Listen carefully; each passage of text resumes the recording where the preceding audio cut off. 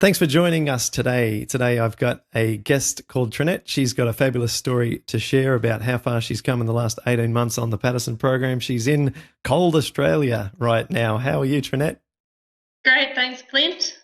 Now, let's do this in the way that I've been enjoying doing these recently, which is to kind of have a bit of a trailer at the top of the conversation so that people get an idea of what to expect for the rest of the call. Just give us a sort of a very short summary of how far you've come in the last 18 months. Okay, so in the last 18 months, I've come off all my medication. I'm pain-free, drug-free, and full of energy. I started off at the beginning of my journey in 2005 on prednisone, which I was on for about 8 months. And then I went straight onto the maximum methotrexate, which was, I think, 20 or 25 milligrams. And then I came out of remission and I went on Plaquenil. And then a few years later, I came out of remission again and I went on Sulfasalazine. So in all, I was on a triple drug therapy for close to 10 years. And I've gradually weaned off first the Plaquenil, then the Sulfasalazine, and just a month ago, the Methotrexate. Well, congratulations. That is quite the achievement. Yes. What's that Very feel like? exciting. Yeah, I never thought I'd say that, but yes, it's fantastic. And what's your doctor said throughout this whole process? Well, my GP or my rheumatologist? Well, I stopped seeing my GP after I was seeing my rheumatologist. So, I guess I'm asking about your rheumatologist, but if you saw your GP as well, then yeah, his opinion would be interesting. No, my GP, I live in country Queensland now. We moved here a while ago and he's lovely. He's very plant-based orientated himself. So he was excited with the results. But my original rheumatologist in 2005 was a dinosaur. He was lovely, but he was a European dinosaur. He questioned me about asking about side effects and, all the terrible side effects that you get with methotrexate of possible bone cancer and photosensitivity to the sun and all these things. And he basically just said to me, do you want to walk? Yeah. Or do you want to get well? Yeah. And so I stopped asking him questions. He offered no natural therapies, no diet, nothing. And I listened to him in the beginning, even when my mother was saying, do you want to try something natural? I was saying, look, I just want to walk. Yeah, absolutely. I'll do this. Yeah. But I had him for 10 years and then due to cigar smoking and other issues with him, he had to abruptly retire. So his health caused him to lose his ability to treat patients. Yeah. Yes, he basically sent us all a week before my appointment a letter saying that he could no longer practice. Wow. And then I found a new rheumatologist who's lovely in Brisbane, and she's a female and she knows all about biome and plant-based. Fantastic. And I've been seeing her now for, the last year. Yeah. And I've really only seen her twice in one Skype appointment, and I'm better. That's an absolutely insanely good and unusual story. I know. So it's totally the opposite of yours because you had it and then you wanted to have children. I just had two beautiful babies, 6 months and 2 years, and then I got it. Okay, great. Okay, well, not great, but I'm just making a quick list of things that we can talk about. I've made a list, my list so far, based on what you've given me as little chunks of discussion. One is the concept of remission. I want to talk about that. Your GP and rheumatologist, I'd like if you could actually, I don't think we're breaching any kind of privacy by basically, no, we might go ahead and say who they are so that other people in your part of the world can chase them down, especially if your rheumatologist does Skype calls. They could get inundated. She could get inundated with Skype calls because one thing that we are completely bereft of in our support community and broader community is rheumatologists who are sympathetic, compassionate, and supportive of a plant-based diet for healing, not because it doesn't work, just because of an unfamiliarity. It's just too outside of their education and training. So that's exciting. And I want to talk about also the onset of when you got it because, very, very common for it to happen shortly after giving birth, and we'll learn more about that. So that's really, really interesting. Now, So let's not to step on your story, but before I go on my little rants on these topics, tell us what. Well, now you're in a wonderful position, and in the past, I've felt that on some discussions we've spent too long hearing people's stories and not enough valuable information about what can people who are listening learn from you in their own journey. Having been through this process, what were some of the more challenging components, or what were some of the additional learnings or adjustments you had to make unique to you that people might learn from? Do some come to mind?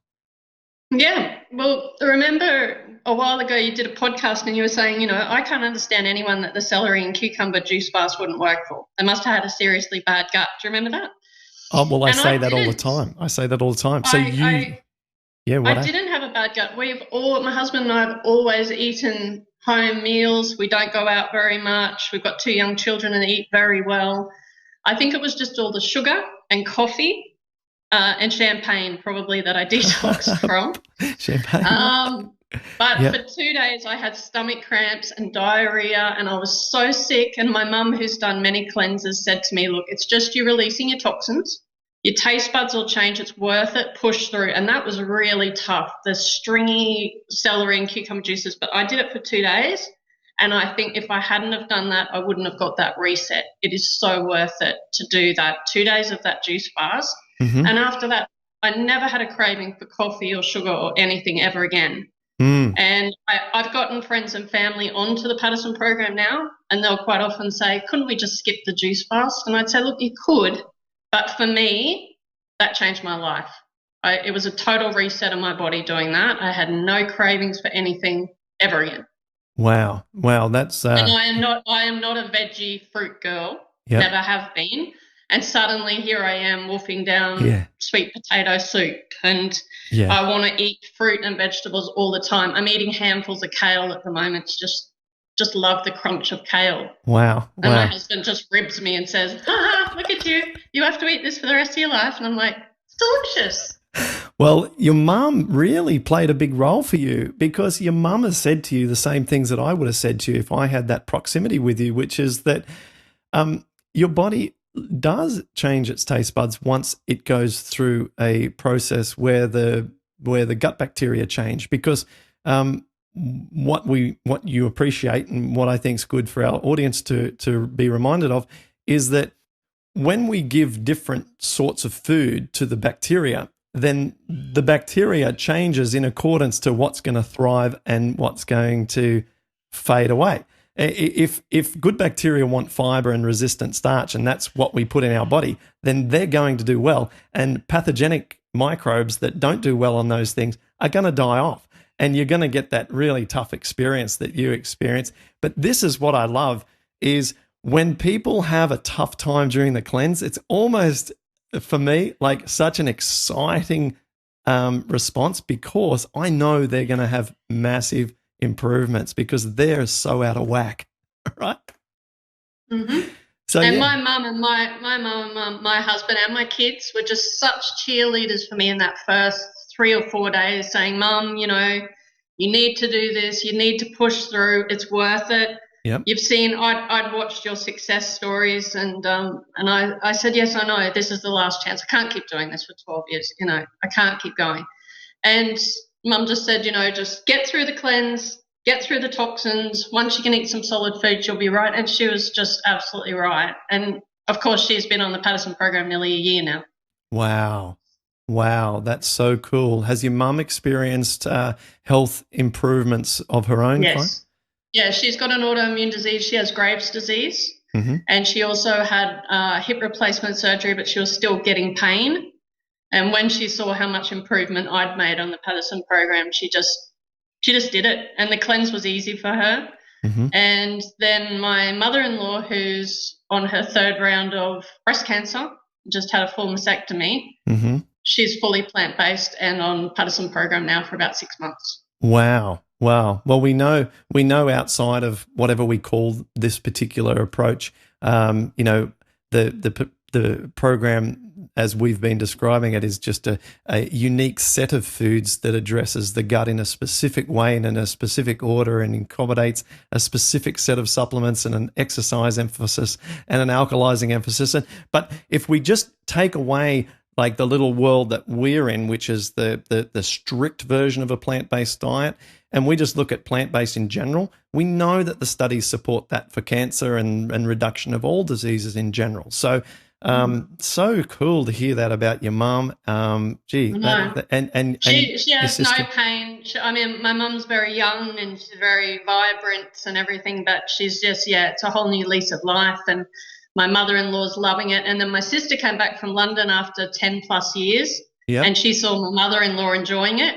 And now she's been on the Paddison program a few months. So Christmas this year was really easy because everyone was plant-based and on the Paddison program. We get so excited. Have you tried this? Have you tried that? That's fantastic. Fantastic. Are you eating from the, or are your family members eating from the optimal health recipe guide that Melissa put together that isn't sort of part of the sequence for RA, but it's the way that now Melissa and I eat? I mean, there's a whole recipe book in your materials that you may have not even noticed. Oh, it's like 50. I think after being on it for 16 months now, like when I started, I was asking Mum, why am I doing this? You know, when I'm cleansing, why is this occurring? And Mum was explaining it to me. And now that I've had it so long, I used to Google rheumatoid arthritis. Now I Google plant-based. Right. So I'm on McDougall Friends on Facebook.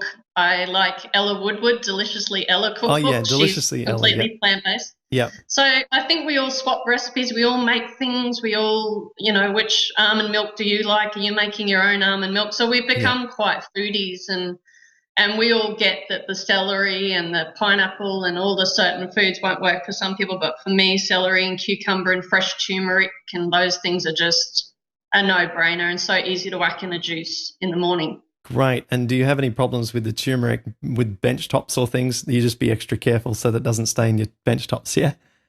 Yeah. Now, it's just so yummy and so good in a juice. I don't even taste the celery and cucumber anymore because I just put turmeric and a little bit of ginger in that. Mm-hmm. And it's wonderful. So, and my kids drink that. And every morning we have a kale and banana and whatever fruit we've got smoothie every single morning. All of us have a green smoothie. Wow. Well, that's going to set you up for your whole day. See, if people incorporate that into their daily meals or as an addition to their daily meals, it kind of allows so much more mistakes. You see, it's kind of like you've basically paid your insurance for the day intestinally, and then you can make some mistakes and you're covered by your insurance. Now, I know the McDougall followers don't like smoothies, and I know certain people don't like certain things, and they think you shouldn't pulverize your food or drink it. But honestly, for kids especially, they're not going to eat a whole bowl of kale.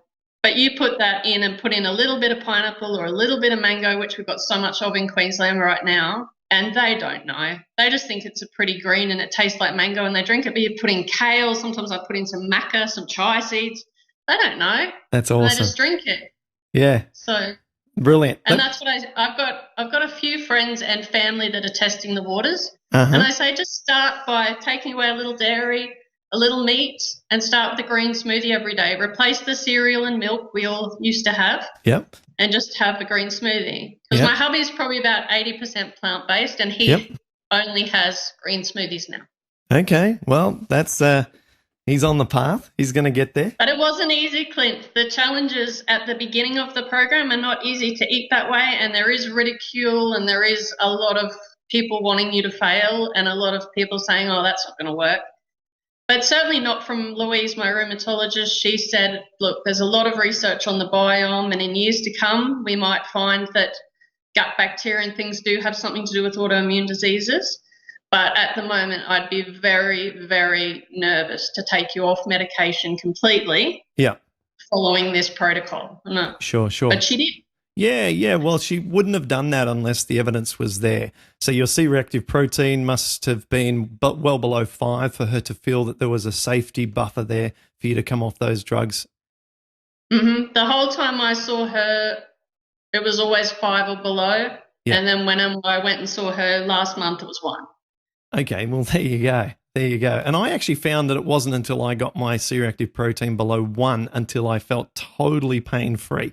I found that C-reactive protein between 1 and 5, which is considered acceptable or normal, I was still experiencing niggles and little bits and pieces just in the little joints like my fingers and here and there. So I think that it's good for us both to agree that just because you get the CRP to normal range doesn't mean that it's always a pain-free existence.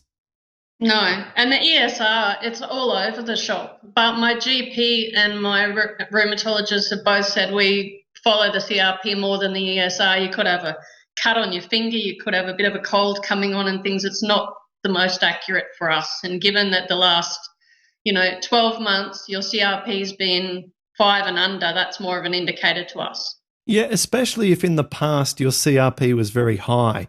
Sometimes, see, it's good as a relative indicator. It's not so much good as an absolute indicator. If you take one person with CRP5 and the next person with CRP5, one could be in a wheelchair and can barely move their arm due to swelling, and the other one could be pretty good. And so, but then if the person with CRP5 then goes from, well, if either of them then change in state, you can then use their measurements compared to their earlier measurements and measure whether or not they're improving or not. And I think that, do you have records of how high yours was in the past? No, but I know my ESR was always between 40 and 60, and I know my CRP was very high. And when I first got sent to the doctors in 2005 to go and find out what was wrong with me, my hands wouldn't open and my feet were like walking on icicles. Yeah. My husband was very, very worried. Yeah. And I was breastfeeding 2 babies, 22 months old and 8 months, and they sent me for a lupus test. Yeah. But it came back with 90+% of RA factor. Right. Okay. Yeah. Well, let's explore some more ways that we can help listeners right now. So what really sounded beneficial for you was the support network you had in close proximity, which was your husband and your kids and your mum. They sounded really, really helpful. Yes. What else really helped you? Did you exercise? Were there any other things that you did in addition to the standard process? I did do exercise. We have 9 acres property with horses, so awesome. That keeps us busy because we moved from the city to the country to give our kids that life. And we have this house is a double-story Queenslander, so cleaning it's great exercise. Yeah. But I do brisk walks. I do go swimming a lot in summer. It's very hot out here, 41 degrees, so I go swimming a lot in summer. Good. But I think the thing that got me through the hard starts of it and, pushing on, and even when I was in still excruciating pain and coming off the methotrexate and thinking, is it the program? Is it the methotrexate? You're always questioning yourself. I stopped researching rheumatoid arthritis and I just kept watching you. I just kept watching your stories. And Joe Cross. I love Joe Cross from Fats Nearly Dead. So both of you, so inspiring, seeing your smiling faces, watching videos, that got me through. But also, Clint, I have a son with autism, and I got diagnosed with autism when he was 8 months old, with rheumatoid when he was 8 months old, and he got diagnosed with autism at 4. So within 2 years, our whole family changed. We went from a young 30-something couple with 2 beautiful kids to suddenly my wife's got a debilitating disease and I've been told her lifespan will be shortened and she's going to be on cancer drugs, having to abrupt wean her babies, which I did. And then my son wasn't talking until he was 4 and he got diagnosed with autism. And that was a huge, huge journey. Again, going to psychologists who are exactly like rheumatologists and say, he'll never talk, he'll never love you, he'll never do anything, put him in a home, focus on your daughter who's fine. You seriously said that? They said that? I've got it in a transcript. I've got it in her letter to us. She said he'll never show us any love. He'll never be anything. He has autism. So I focused on autism for 10 years. I think I have a PhD in it. I've met Temple Grandin. I've met so many of the people that are high up in the autism world. And my son's in grade 7 at high school this year. He just got up on parade and made a speech about attending a sports day. He sings in the choir.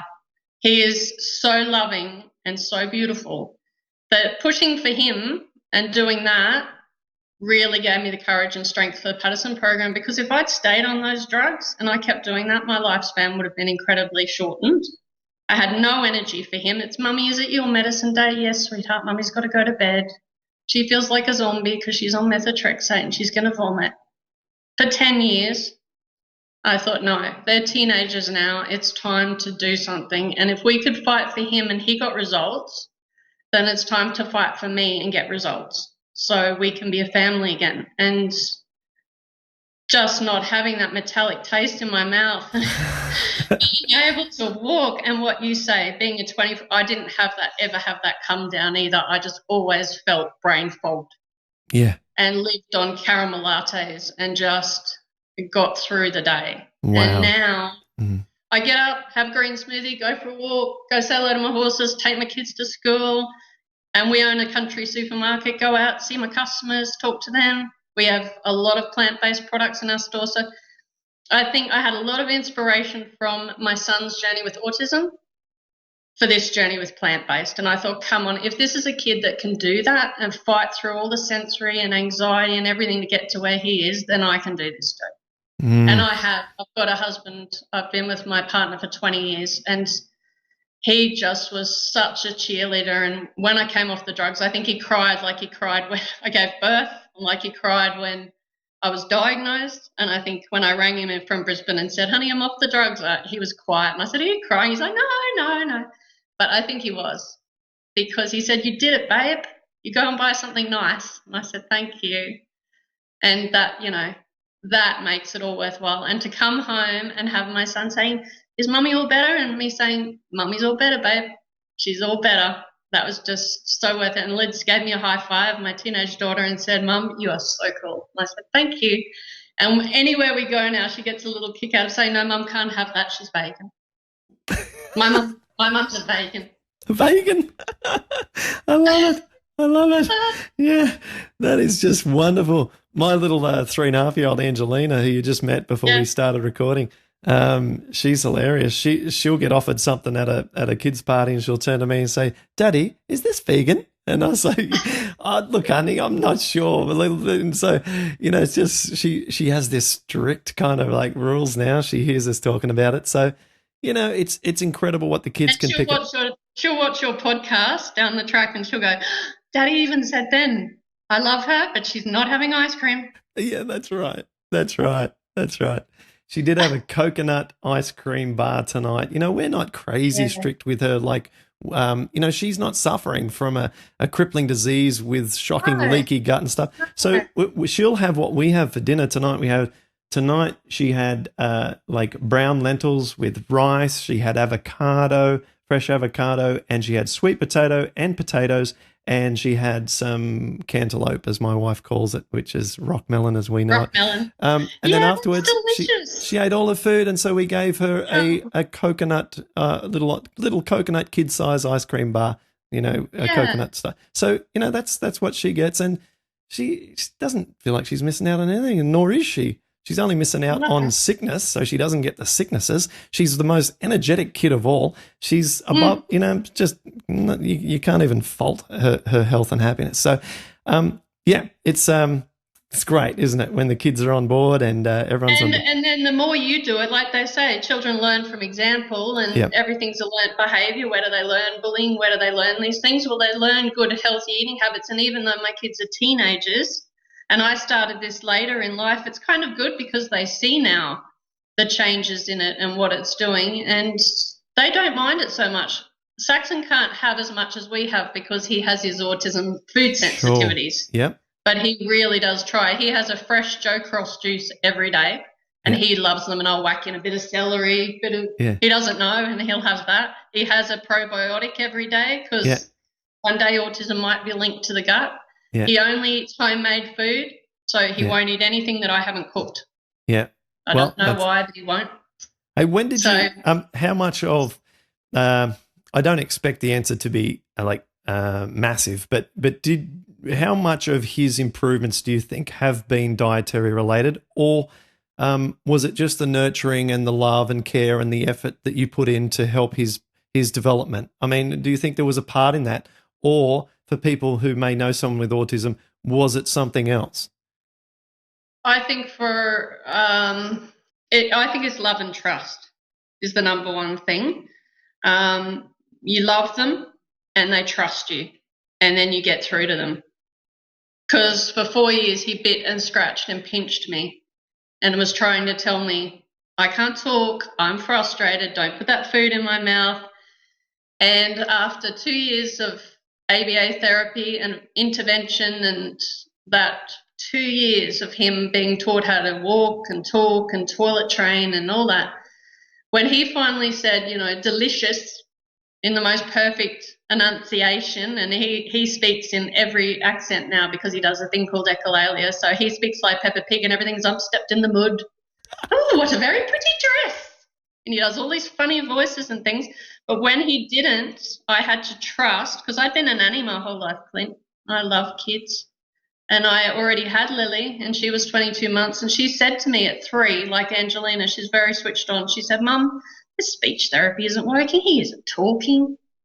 Come on." And I thought, it's time to get a diagnosis. And I think if you love them and treat them as my favourite author, Ellen Nortburn, you've got to have that book if you're an autism mum, 10 things every child with autism wishes you knew. First and foremost, they're a child. So we have taught him manners. If he's naughty, he gets in trouble. If he's good, he gets rewarded. We have taught him, even when he didn't want to and he put his hands over his ears and hide under a table, he had to come out to social things, birthday parties. Mm-hmm. We loved him like a child. Lily loved him like a child. And I think the love and the trust comes. Mm-hmm. And then the diet, just keep it simple. Yeah. So many of them have sensory issues and that, but if you can keep it home cooked, not processed, as much plants as you can. And much cleaner and much that way. Like, he doesn't eat anything crunchy, so he doesn't eat chips or things. He doesn't like the sound of it or the smell of it. Right. He doesn't eat chocolates or lollies, really. His treat is a bit of ice cream, usually a sorbet, actually, usually a strawberry sorbet. Yep. He loves his juice. But, he eats Western food as well. Mm-hmm. But I say with the autism, it's the love and it's the trust. Okay. Don't be afraid of them. Not everyone is Rain Man. They're all different. I have so many friends of kids with autism, and they're all different. And inside, they're all just kids. Yeah. And every time I meet one of Saxon's teachers and I introduce him and I see that little bit of fear, I say, you've got to let that go, because kids with autism are like horses. They can smell fear. Yeah, and he'll just have it all over you. Yeah. You just got to treat him like a normal kid. If he's naughty, he goes outside the room for 10 minutes and do that. And it was the same for me with my plant-based. People would say, no one's around, aren't you just tempted to just have a bite of that pizza? I know you love pizza. Come on. I said, who am I kidding? I'm only kidding myself. Yeah. And you don't know what it's like to be able to not close your hands. I couldn't make a fist a year ago. Never being able to make a fist, and no, that's not a life. And having Saxon the way he was, that wasn't a life. Absolutely. But now he runs around here and horse rides, and he has a life now just because I believed in him. So I think, family and love for this program and for autism, for anything that requires work, you need that support system. Mm-hmm. Mm-hmm. And if you can't find it in your family, then get it out of your family. Like, get on the Paddison forum, get on McDougall Friends, get the help and support you need, because at the end of the day, it's your body and you have to ride it. That's right. We only get the one body, and when it breaks down, I mean, I've got some damage. I've got a damaged knee, I've got damaged left and right elbow, and that stuff is going to continue to create little niggles for me for the rest of my life. It's just osteoarthritic sort of stuff, And but there are war wounds. They're war wounds. That's right. And if I hadn't of intervened dramatically the way I did, then that stuff would have just went on and on and on, and I would have massive deformities, and I would still have the inflammation, and that would still be, or I would be on that medication, lily pad jumping experience where that doesn't work and you go there and you go there because the whole time your gut's messed up and it can't tolerate the drug properly, so it doesn't work properly. And the whole thing comes back to our gut, and healing on the inside just lets everything work better, not just the digestion of our food, but the drugs that we're on do seem to do better, and we are just therefore more likely to get an ideal outcome. So you've got an audience right now.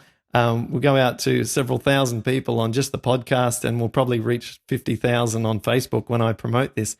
What would be some messages that you would like to share with people? What would be, here's your opportunity to reach out to people who are perhaps on the fence or skeptical, or, I mean, what do you feel that the right message to people would be? Just life's not a dress rehearsal. You've only got this life, and you're not living a full life the way you are right now. You think you are, and you take the tablets and you go through your week and you dread your rheumatologist appointment. I couldn't sleep the night before, and then I'd be there the whole time having butterflies, and then I'd leave and it'd be either good or bad. That's not a life. A life is so different if you give this a go. It's so different. And yes, it's a bit of a change at the beginning, but by gosh, and I have had every woman in town, I think, say to me, what have you done? Your skin is so good. You know, your hair's so shiny. You've lost 10 kilos, which, by the way, I didn't need to do because I'm quite tall and thin anyway, but that was a bonus. What have you done, Trini? What have you done? What's the secret? I'm like, I've got rheumatoid arthritis. So I found Clint Paddison, and they're like, can we do Clint Paddison? Is he like Weight Watchers? I'm like, he's better than Weight Watchers. Because this isn't a diet. This is a program. This is a way of eating. And in the beginning, I would say to people, I'm on this strict diet. I can't have that. I can't have that. And my husband would just reframe it totally and say, you're not on a diet. It's a program. You can have rock melon. You can have pawpaw. You can have as much potatoes as you want. Stop saying can't and say can. And that's what I'd recommend people to say. Let go of the can'ts and look at the can. There's so many beautiful foods out there, so many beautiful recipes, And I look at people with their shopping trolleys now and I just think, oh, my gosh, and with the Methotrexate, I was just in another world. And plus I didn't like being the victim. I didn't like people saying, oh, poor you've got a son with autism and you've got this debilitating disease. I didn't want that. I like when people say to me now, my God, look at you just skipping around. My customers, well, what's happening? You're in Converse now and you're running around. I'm like, yep, I got with the program. What program? Clint Paddison, look it up, Facebook, Clint Paddison, rheumatoid arthritis. And they're like, okay. And now they'll come to me, I'm trying that program. It's really not too bad. That's what I'd recommend. Just get through the first few days and do it. And at the end of the day, it's so cheap and you've got nothing to lose except more days. And you don't have many days, especially if you're like us with kids. Oh, that's right. That disappears. You just, get through the day and then suddenly it's another week, a month's gone by. Yes. Well, this has been very, very enjoyable to sit and hear your wonderful story. This isn't a game for me. This is lives. This is, you and I have connected in the most unusual manner through basically the internet, isn't it? The internet has enabled the sharing of information like never before, and yes. There's no reason why someone can't go and follow the same process that you went through. And look, results vary. We know that some people take longer. There's so many variable factors, but I'm yet to meet someone who doesn't do the program in full, who doesn't improve. And if there is someone who's very bitter, the one in several thousand people who's listening to this and says it didn't work for me, well, the reason is there was one of the fundamental do not do's that they have broken. It's either they either don't or can't exercise.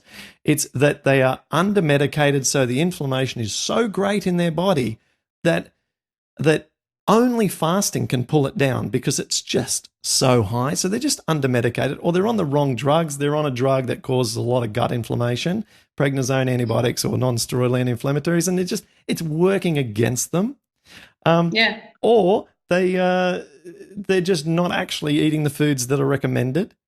And there's a couple of other ways of failing, but normally that covers 95% of the people who say it didn't work is because they're actually not doing it correctly.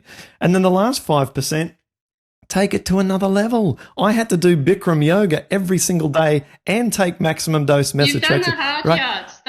That's why you deserve this, Clint, because you've done the hard yards. There was not a day, not a moment of easiness in my journey. I was the hardest case that I have worked with at any time. Yeah. And I would add that the other thing maybe that's not working for people if they are doing it is maybe oils. Like you said with Melissa in the beginning, oils really are so bad for us, and refined sugars. Check your labels, check everything. You know, I've yet to find in Australia a wrap that I can eat that doesn't have an oil in it. Yeah. I don't have Whole Foods. I don't have what they have in America, but here in Australia, no. I make my own pizza brace with wholemeal spelt flour because everything has oil in it. Check for oil. Absolutely. It's not good for us. And the other thing probably is your mindset. You have to know you're going to succeed. You have to see yourself at the end of the journey succeeding. That's what I did every day. I see myself going to my rheumatologist and she'd say, you know what, Trinette, let's just get you off methotrexate. But she was even more surprising. She had my blood test printed out on the table. And I said, what's going on here, Louise? And she said, I think you're going to want to keep these. And I'm like, what's going on? She said, your CRP is 1. It's been 4, 5, 3, 1. I think you're going to want to frame this, and I'm going to say something that I know I didn't say. And I said, oh, my God, are you proposing to me? She's like, basically, yes.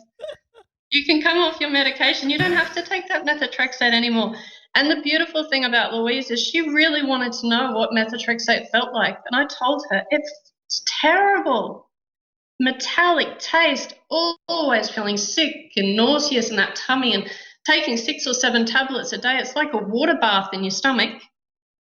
How could you ever want to continue doing that when you can have a green smoothie and go out in the sunshine? Oh, there you go. That's a quotable. There's a comparison. That's right. I don't have tablets in my tummy rolling around anymore. I don't feel sick all the time. No matter what I ate, I always had that metal taste. My hair was falling out. Yeah. And I was still in pain. Unlike you, I have one little toe on my foot that's completely curled under. Yeah. I have one of my feet that's a bit splayed. They're war wounds, but I'm not having any more. No more. You've got to start now. It's as easy as starting right now. Just start. Make a start. And you can't do a little bit at a time. I think you really do have to just make a decision, and that's going to be it. Well, I also agree with that. And, the easing the way into the process, which some people recommend for plant-based when they're not in a rheumatoid situation. I know that Dr. Michael Clapper, when he spoke at my event in Sydney, no, I apologize, it wasn't at my event. It was an event the next night that I went and watched him speak at. It was to a general audience where he had a different audience. He spoke about how you might want to slowly transition into plant-based, and he talked about the dramatic shift between if you're on a really bad Western version of the Western diet and then you hit 100% plant-based, you can really, it's like putting the car from forward to reverse at a high pace. It's just such a change to the system. And he said, you could ease into it. But what I love above everything else, I just love results. I want someone to say, oh my God, this is like taking a huge dose of prednisone, and what I've actually done is just eliminate all the crap and eat tons of salad and some simple foods, right? And the effects that they can get, I want a shock factor to wake them up so that they then keep going. And easing into it doesn't give you that sudden sense of there's hope, there's a future for me at the end of this, and there is a path forward here that I can trust. So that's why I like the shock factor and the sudden turn on, I like those detox symptoms you talked about at the start of our conversation. I want people to be, getting them. And that's why I say take those days off. Sit at home. It's the only chance you're ever going to get on this program where I don't want you to exercise. Just sit down, watch TV, watch DVDs. You're going to feel great after a couple of days, and away you go.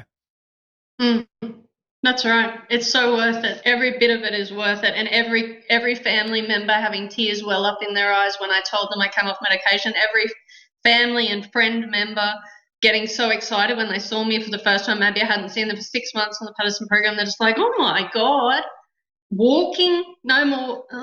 Ow, need to wear only my Birkenstocks. No, now I can wear Converse. I can wear closed-in shoes again. I don't feel like I'm on icicles. And my hands grabbing things, pincer grips again. You know, I could never do that because my thumb, it's all gone, and I'll never forget it, ever forget it, because it's like childbirth. Oh, it's forgotten. You'll never forget it. Yeah. Never will. But I would love to prevent my kids getting that disease. Well, that's right, and that's a motivator for us all to stay on the straight and narrow. You know, I've got no desire, first of all, to go and eat the foods that we know aren't helpful for our health. But at the same time, why? Why would I want to do that? Why on earth would you go and start playing with fire again when you just got burnt to a crisp and almost died from a huge flame? I mean, you would just stay away from matches, wouldn't you? And so that's what I feel repulsed by the concept of going and testing the waters. You know, I'd like to be able to say, hey, I can go and eat whatever I want. But A, I don't know if that's true. And B, I don't want to find out. I'm happy in my bubble of happiness and pain-free and joyful existence, right? And they do. Yeah. They do always ask you that straight away. As soon as you say, so are you cured? I say, no, there's no such thing as cure. That's what Clint said. And there's no such thing as remission, because that's what doctors tell us drugs do to us. And it's true. I was in remission 4 or 5 times. And I was at the stage with my old rheumatologist where he was saying, okay, now look, Trinette, you've been on this for 10 years. I think we need to start looking at biologics. And that's when I was like, I'm out. I am not doing that. And I was very, very, very on a rough surface with my rheumatologist as it was. I questioned everything. Yeah. Like, you know, I'm still getting deformities with this drug and it's making me really sick, and I don't hear that. And I didn't know that was that side effect. And whereas when I went to Louise, I said to her, I would do anything, and that's why I'm doing this. And she said, oh, I didn't know methotrexate was so terrible. Can I prescribe something to take away the nausea? And I said, look, I've tried calciumate. I've tried all these ones before to get rid of the nausea. It doesn't help. It's, you know, at the end of the day, it's a cytotoxic drug. Mm-hmm. Yeah. It's I'm taking chemotherapy. it once a week. Yeah, it's chemotherapy. So it is. So let's talk about your. I'm sure people will be mad at us if we don't say who your rheumatologist and GP are, so that people can reach out to them, even if it's just a name and a location, so they can search for them online. I might go a little further, and after we're done, I might get you to email me maybe the receptionist number or something, in case people want to try and get hold of them. Yeah, so my GP in Dalby, I live in Dalby, which is 2.5 hours from Brisbane, an hour from Toowoomba, is Dr. Kevin Lynch. And he is fantastic. Just recently, he said, so I'm going to show you, and I'll need you to sign this form that I'm taking methotrexate off your list, so that if you're in a car accident or something happens, it no longer says you are on an immunosuppressive drug. Because every time I would go to someone that wasn't him, they'd say, oh, she's on an immunosuppressant drug. Quick, antibiotics. Oh, I don't think it's that bad a cold, is it? Oh, but you've got an autoimmune disease. We better put you on the antibiotics. Right. And he said, let's get that immunosuppressive label off. Let's get the methotrexate off. Yeah. But then in saying that, he said, but unfortunately, you've got a skin cancer on your head I have to remove, and a skin cancer on your ear I have to remove, because of all the years of methotrexate and the photosensitivity, and you're going to have to be really careful from now on. And he knew that I wore hats out here and long sleeve shirts, and I wear rashies in the surf. And he said, I'm sorry, but years of methotrexate, that's what it does to your skin, and you've got 2 skin cancers just from the prolonged use of it. You know, there's so many of all of these little delicacies, all of these, you know, when you see a list of the side effects of these medications, you think, you know, they probably are just covering themselves from a lawsuit, so they list everything. But after talking to so many people for so long about these things, one person has one of them every time, whether it be what you've just described from the photosensitivity, and of course I had that experience as well. And then and they put you on then the antibiotics. It's a complete mess, because then when you get the immunosuppressant situation, then they put you on the antibiotics because you've got something and your immune system's been suppressed. But then the antibiotics do more damage to your gut, and the whole thing is a mess. Taking one step in that direction, unless it's a necessary step, not just like a sort of a step because you don't know any better. It leads to other consequences, and so it's a step they take too, because I don't think they know any better. Sure. No one's doing anything nasty. And I rarely got better taking the antibiotics. The good thing about my old rheumatologist, he would say to me, if you get a really bad upper respiratory infection, and once I did get pneumonia out here, and I rang him on his private mobile, and he spoke to Kevin Lynch, and he said, if you get to that stage, you come off all methotrexate that week, and even the next week if you need to, because you can't fight that being on that. And I said, did you just hear what you said? You can't fight that being on that. So when I'm unhealthy, I can't take methotrexate. Oh, yeah. No, I'm well aware of this. Yeah, one of our loved and celebrated members, Ellen, who was on a podcast, she did 2 episodes with us several months ago. She always talks to her doctor when she has a chest infection, which isn't often. The direction from her doctor to her has been in the past, look, you got to stop methotrexate for a while because you need to be able to fight that infection. Again, that's just a unique one-to-one conversation, and that's not for everyone to go and do. They need to talk to their doctor. But the point being is that it's hard to fight when you've got one hand tied behind your back, isn't it? And you've always said that, we're taking drugs that make us tired and make us ill to fight a disease that makes us tired and makes us ill. That's right. How are you supposed to live? So this is a no-brainer as far as I'm concerned. And also they said to me, the psychologist said to my husband and I, Saxon, there's no cure for him. When I said, well, what causes it then? How did he get autism? We have no family history of mental illness or autism anywhere in the family. How does he get it? We don't know. How do you cure it? We don't know. And it was exactly the same conversation 2 months earlier with my rheumatologist, my husband in tears saying, is my wife going to have a shortened life? How did it come about? Perhaps it was having babies so close. Perhaps it was this. Perhaps it was she had glandular fever in year 12. And how do we cure this then? How long does she have to take these tablets? How long does she have to do this? Oh, no, there's no cure. We don't know what causes it or what cures it. And then 2 months later, we go to the psychologist and he says the same thing about our son. So we said, these people don't know what caused it. They don't know what cure is. So they're not going to tell me what path I'm going to take. They don't know. So I'm going to find my own path.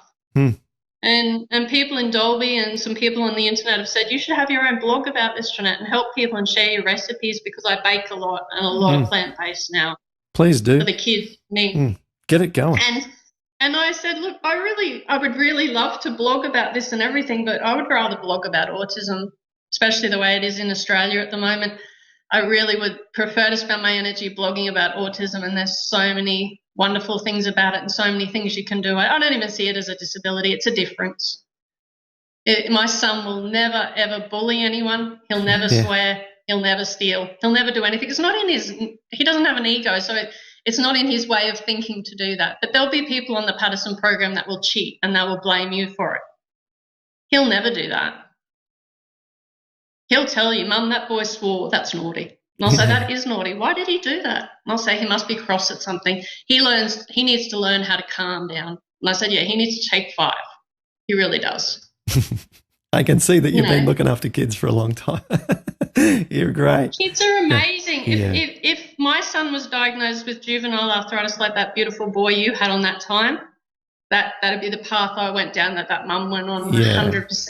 Christine and Cole. 100%. I'd put him on the Paddison program 100%. Yeah. Because look at all the time we've spent with our disease and all these adults, and now we've got these war wounds. Yeah. I doubt that boy will have very many. No, he's great. We're going to get him on again soon, Christine. I've been meaning Course. to. Yeah, we'll do an update after a year, or it's been a little more than a year. And I know he's doing great, so it'll be great to do a recap. Hmm. All right. Sounds great. Well, we could go on forever. Yes. And I think that it's good that we spend a lot of time talking about this because, you know, in my position, sometimes I'm not insensitive to the relentless criticism from people who are constantly trying to pull down successes of others and the work that I do because they just don't want to accept that the responsibility to a great extent lies with them.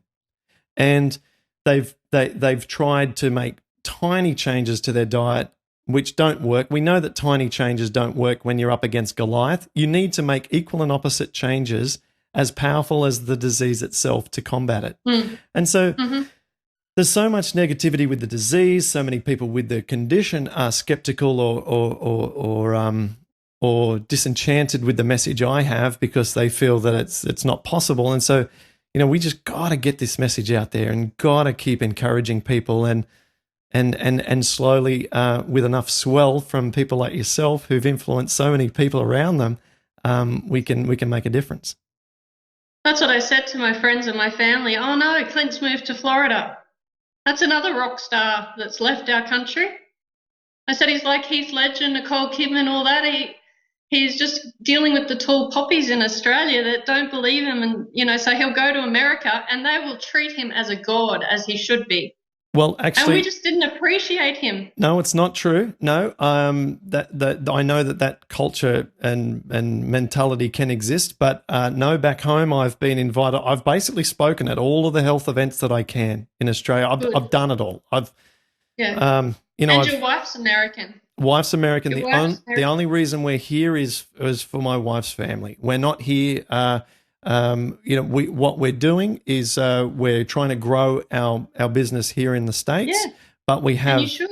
have retained our Australian roots, and we'll be here for the moment, and we'll just see. I've got lots of speaking jobs lined up over here in the States, and going to enjoy seeing some different parts of this country which I've never seen before, and meeting a lot of people on this side of the Pacific, and yeah. I'm so excited for you. You're going to have such a great time. It's like Joe Cross, and he comes back to Sydney and then he goes to New York, and I think it's a great way. I think you've done the absolute right thing, and you've already spoken at VegFest, which is huge. Yeah, there's 40,000 people at VegFest, and that was phenomenal. I mean, to see a turnout of people on that scale, it just also gives me a wake up as to how big this country is. I mean, 40,000 people, that's like a rock concert. And they were all just there to listen to talks about how to get healthier and to eat. And boy, did they eat the vegetarian food. And it was like, wow. And people were slimmer than the average American group that you see. I mean, I looked around and thought, what's different about this group? They're happy, because it's a festival, so people are influenced by the environment, but they're slimmer. You know, we look like people look good, you know, and people are happy, and that's not bad if you're happy and you look good. Yeah, and they'll love you because you're an Aussie and you're always smiling. And no, I think it's the best thing. I think you'll be great, and the girls will love it, and then they can have both. And I know Melissa must have missed her family, and she's like my husband. She's been a rock for you the whole time, and now it's time to celebrate your successes together and be together. And when we went to New York for our honeymoon, the people were so positive there and so happy. So I wish you luck. Thank you. But I'll still always say to people, my program's Australian. Clint Paddison's Australian. Go to his page, because they assume that, oh, this must be an American thing or some fad thing you got off the internet. No. And actually, after people have watched your TEDx talks, that's just a winner, that TEDx talk. Yeah, then they're just sold straight away. A lot of people have told me that it's kind of the turning point. As people have said, they've watched that particular video and it's just changed everything for them, and that was the start. So, I try and encourage people to watch that first when they jump on our free mailing list. And, there's a whole queue of emails that they then receive and help them for free if they don't have the means for the small amount of money to do the process in full in the way that it's laid out. They can still learn so much from that. And in the very first email, it's like, hey, first thing you got to do is just watch this, just see what I went through, so you can see that this is the real deal. But I just wanted to mention, you talked about Americans, and then we should, I suppose we should stop chatting. You talk about Americans, and where you see this the most in the receptiveness and the mindset of the American public is as a performer and doing stand-up comedy. Of course, that's something I've been doing for a very long time. When I've performed in the States, and I spoke about this with my good friend Joel, who was best man at my wedding, and Joel and I have been doing comedy for like 17 years side by sort of together and have parallel careers. American audiences, when you take the stage, doesn't matter where you're from in the world, they want you to do well. They are behind you. You're innocent, right? And you walked on stage and they want you to make them laugh, and they're up for it. They want you to succeed. When you walk on stage in Australia, there's a sense in the room that everyone has their arms folded and a bit of a frown on their face. Is this guy going to be good or is this going to suck, right? And you kind of have this feeling like you have to you're guilty until you prove yourself innocent in Australia on stage. And that's what's so nice about whether it's like a performance over here or a public talk over here, is that Americans are good at supporting other people, and it's a lesson that we can learn back home, and it's most obvious when you walk onto a lot of enthusiasm to a comedy audience. Doesn't matter where you are in the country, it's like that. And back home, it's a little bit harder to get the ball rolling once you kick off your set. So anyway, we went all over the place in this conversation, didn't we? That's all right. Yeah. So am I rheumatologist? Yes. If you want to write it down, is Dr. Louise McCormack. You know, have you emailed her name to me in the past? Because that does sound familiar. Maybe. And she's at Arthritis Care at Dutton Park, Brisbane. Arthritis Care. Okay, can you email me that? What I'll do is I'll just actually put links to both your GP, Dr. Lynch, and also to Dr. McCormack on the show notes of this episode, so people can just go paddisonprogram.com, and we will have your episode at the top of the page, or they can search for Trinette and you will come up, and they can watch and read the transcription of this and get the links directly from there. So thanks so much for doing this. I know I've been in the dark the whole time, so people watching this on YouTube, if you've made it this far and I look like I'm sort of trying to escape from some kind of dark kind of environment, then I apologize. It's not the most visually pleasing episode that we've done, but I reckon it's the most uplifting, or at least, we've got a lot of uplifting ones, but it's been fun, put it that way. And the best bit was speaking to Angelina about Frozen at the beginning and her daddy and wanting her to keep reading. Because that was your goal, Clint. That was your goal, to have a baby. And you've got your little girl and you were so busy reading her a story that we nearly didn't have this. And I think that's just... That's right. That's the end goal. That's the end goal. That's right. You've reached it. I was recounting step by step the entire Frozen movie for her during dinner. And do you do the voices? We were so engaged. When we got to Let It Go, then I pulled out the phone, I let her watch Let It Go. And we got to, we actually got through the whole thing. And that's what I was doing, and I forgot the timing of our call. But it is certainly a pleasure. And Melissa wants a third child. We've got Angeline and Ariel, and she wants to have a third. And I'm hoping that it's a boy, but if it's not, it's meant to be a girl. And she, like the other two, will help us continue this message throughout their lives too. Oh, yes, definitely. Yeah, so, they'll be your little cheerleaders. Let's do something else in the future. You've got the sort of story and energy and charisma and so forth. So I'd like to. I'm looking at doing an online kind of like a convention or a I forget the right word, but basically hold an event online where people come and we have actual guest speakers, but those guest speakers will be people like yourself. So I'd like to extend that offer to you if you'd like to do something like that with me down the track, and we can make it a big event. People can, for a couple of days, just watch talk after talk after talk, And I think that would be awesome. And I think you'd be wonderful at being one of our speakers. Thanks, Clint. That'd be wonderful. Alrighty. Well, you continue just to be happy and healthy, and I look forward to speaking with you down the track about those things, and maybe see you next time we come back to Australia. Okay. All right. Have a Thanks, wonderful Clint. rest of your day. Have a wonderful night. Okay. See you. Bye, Trinette. Bye. Bye-bye.